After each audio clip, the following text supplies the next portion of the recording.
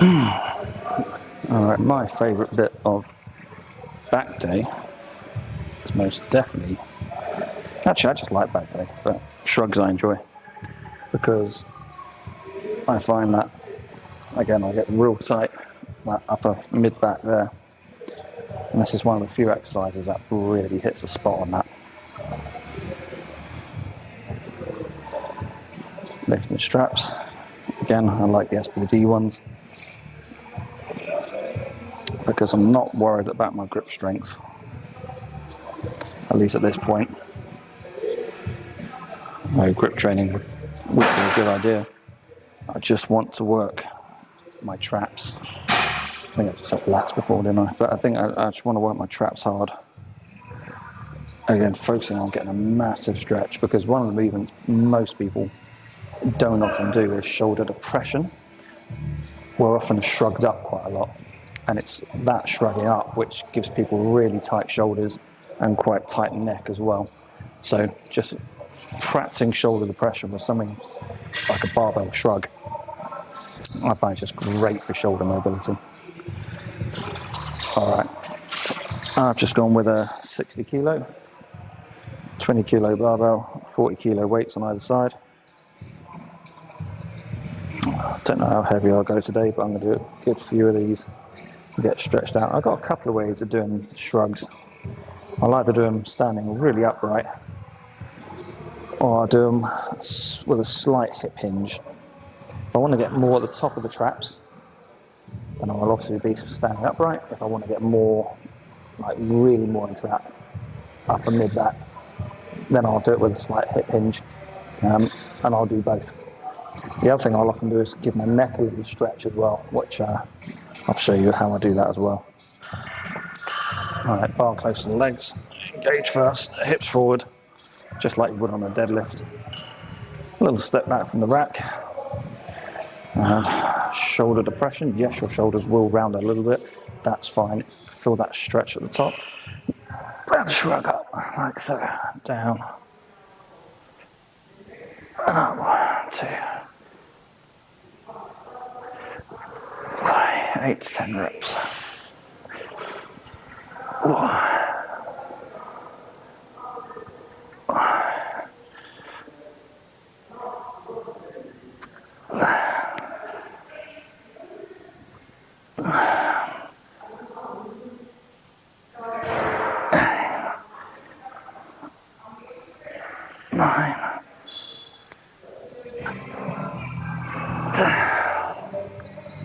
And then what I'll often do is just kind of shrug, tilt my head away, and let one side get an almighty stretch out.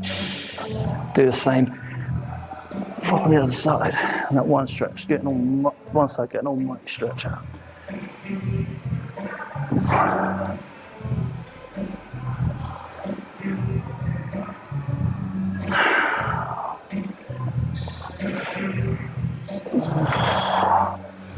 Because for me, yes, lifting good on the shrugs, lifting heavy is great,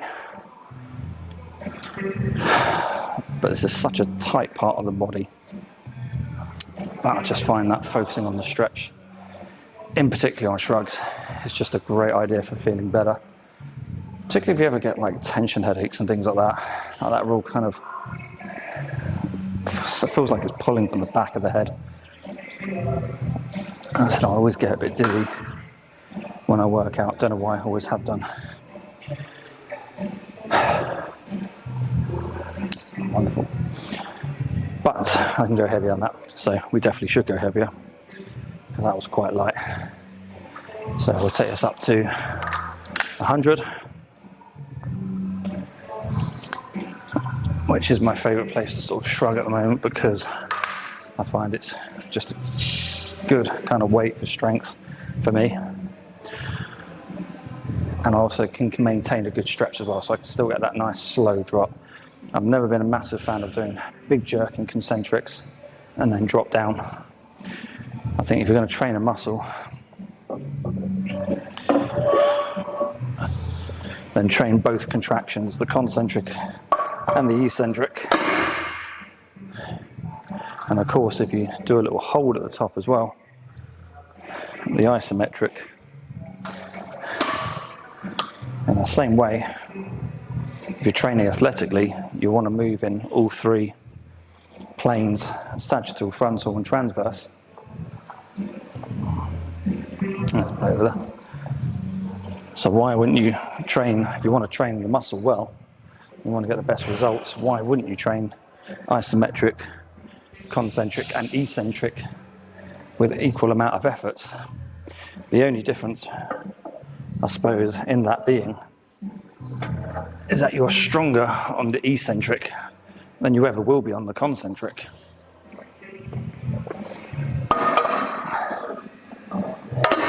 So you'll always feel better lowering a weight or having the weight go back to the machine than you will trying to lift it. You're always stronger on the eccentric than you are the concentric.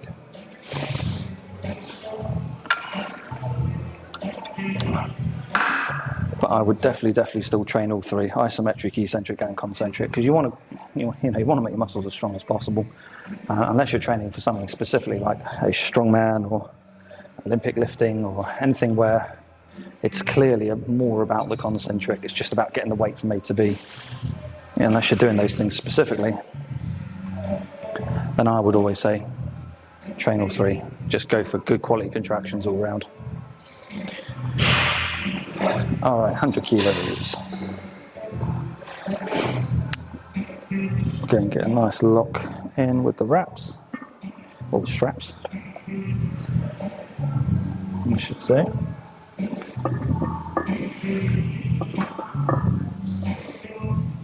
Don't need a thumb grip for this. If anything, the thumb grip kind of gets in the way, because you can actually wrap these tighter with just a regular overhand grip.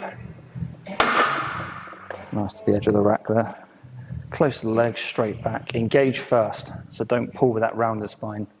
Engage spine, drive your hips forward. Come back like so. I like to have a slight hip hinge. Drop, let it stretch. Big breath in.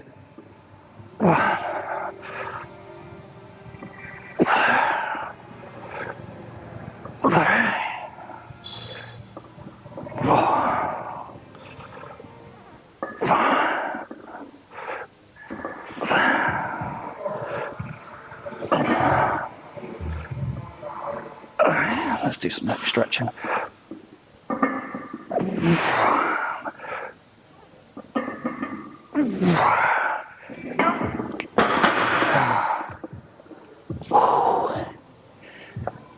And then I was getting dizzy, so I stopped. Someone does know what causes that. I'll look it up. I'm sure there's a study on it. Dizziness and lifting heavy weights. I like to think my breathing's right, because I take a big breath in and I'll either lift or just coming down like a shoulder press. Big breath in, push up, breathe out, and I try and breathe with the movement rather than breathe, move, hold your breath, move, and let go of your breath. Because I think if you do it that way, you're definitely likely to pass out. You're definitely going to feel faint. So I try and breathe with the movement, which is obviously better, or it feels better anyway. But that doesn't seem to get rid of the dizziness, which, if I could find a way to not feel so dizzy so easily, I think I could exert myself a lot more rep and weight wise. There's a tongue twister.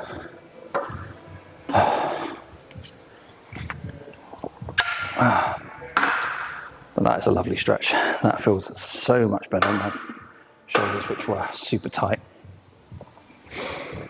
And I play prop for my local rugby team as well, so tight across the shoulders and neck is something that's definitely with the territory of it, for sure. So to be able to come in and do shrugs regularly, that really stretches out, feels a whole lot better. And we're going to shrug.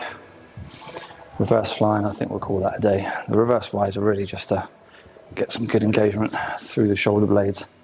Just a nice big rounded stretch. And that will feel wonderful, I think.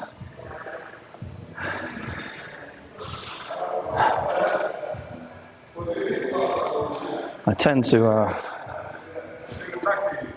I know some people do biceps on a back day, which makes sense because you've used the arms and you want to take them to a bit more failure after they've already worked hard. So it makes sense to do that. I will do them separately in general, just because it gives me something to do in the evening. But more so because it gives them a good bit of rest, and I find I can have a bit of workout after for the biceps by giving them half a day to kind of rest and recover.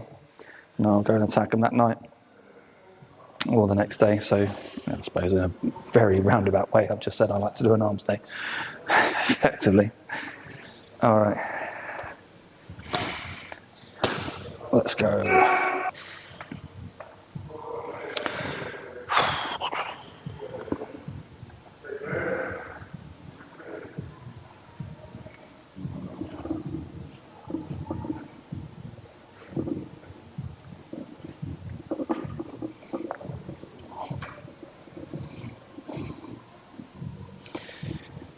It's nothing quite like when your gym starts playing UK carriages, it's music. That's what I'm all about.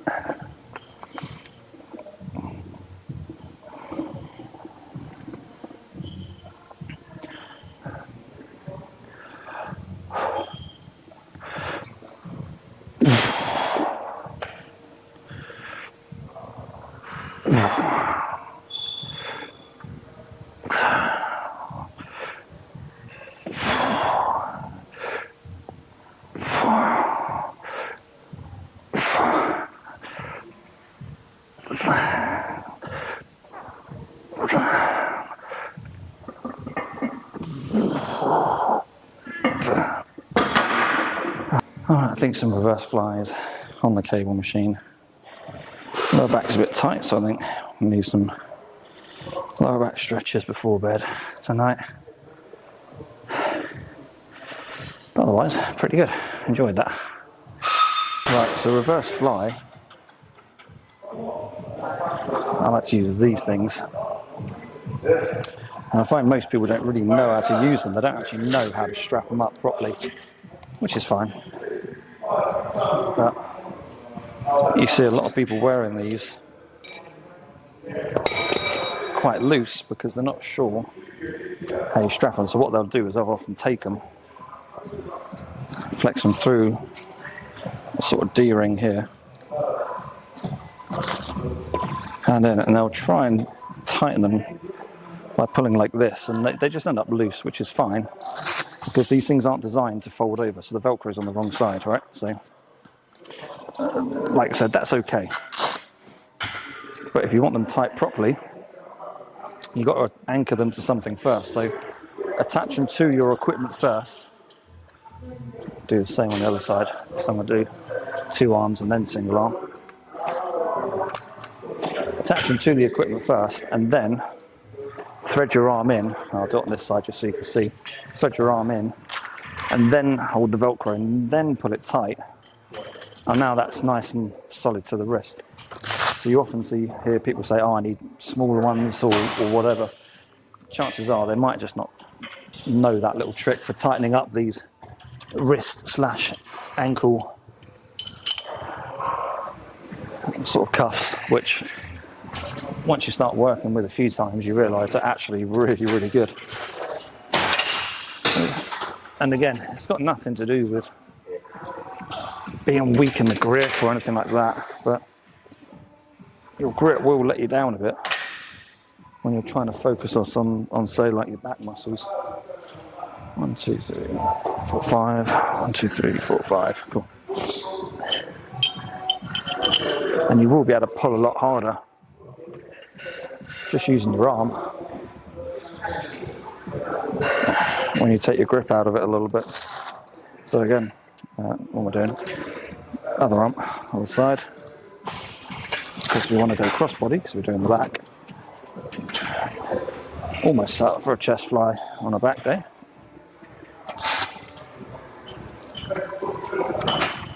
Alright, reverse fly, wide feet, hip hinge, big stretch of that upper back, engage, pull like so. 1, 2. And I like that hip hinge because I get that upper back stretch as well. There's engagement from the shoulders and the side delts there. 3. 4. Big stretch of the upper back. You can see that it's like a massive kind of hug of yourself, if you like. Engage. 5. 6.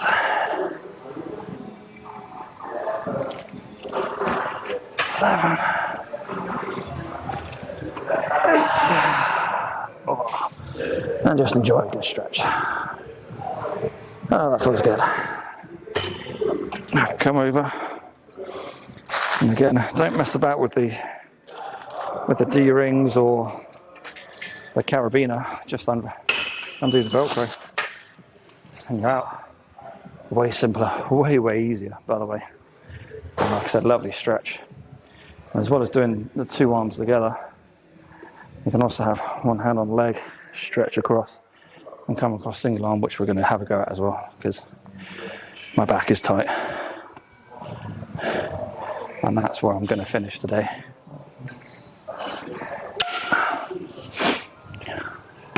And not lifting a lot of weight on this, but would you expect on the last exercise of back day, you shouldn't really have much left by now anyway. If you're lifting super heavy on this after you've done a whole back day, then you probably didn't give it much in the early exercises. I recommend, by the way, not too tight, because you do want some movement allowed in the wrist. So don't go too tight on these. You just don't want it to slip off, obviously. Alright, stretch. Now step back a bit so you don't scrape the cables against yourself. Engage. 1, 2, 3, 4, 5. 6. Oh, yeah, definitely fatigued. And now we'll go single arm. I think if I come down just a tad, a bit more stretch in that direction, and that will feel nice. I've definitely banged on about the stretch enough today. But like I said, my upper back often feels tight from playing rugby as a prop, which may surprise some people, may not surprise many people.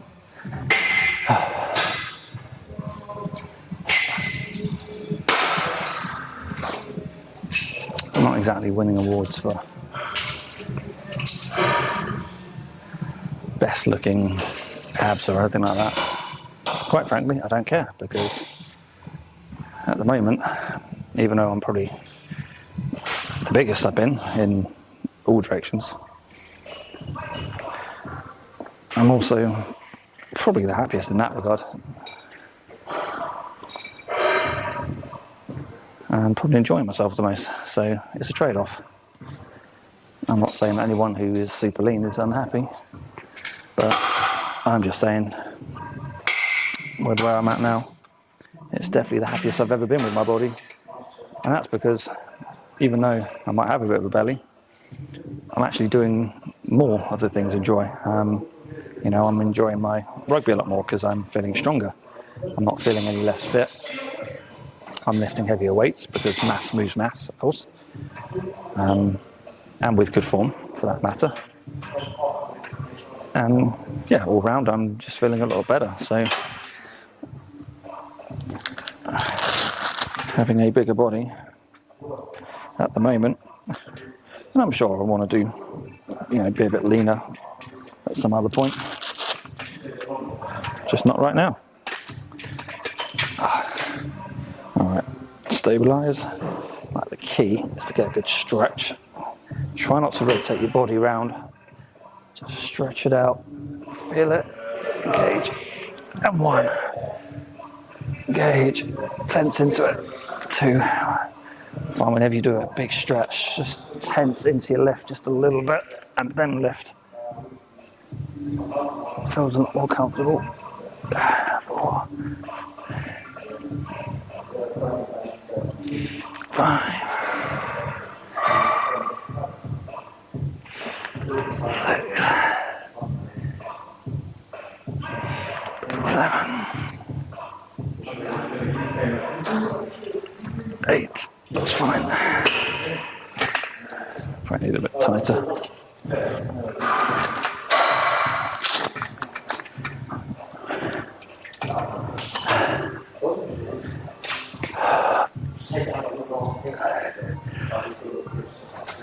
1. 2. 3. 4. 5. 6. 7.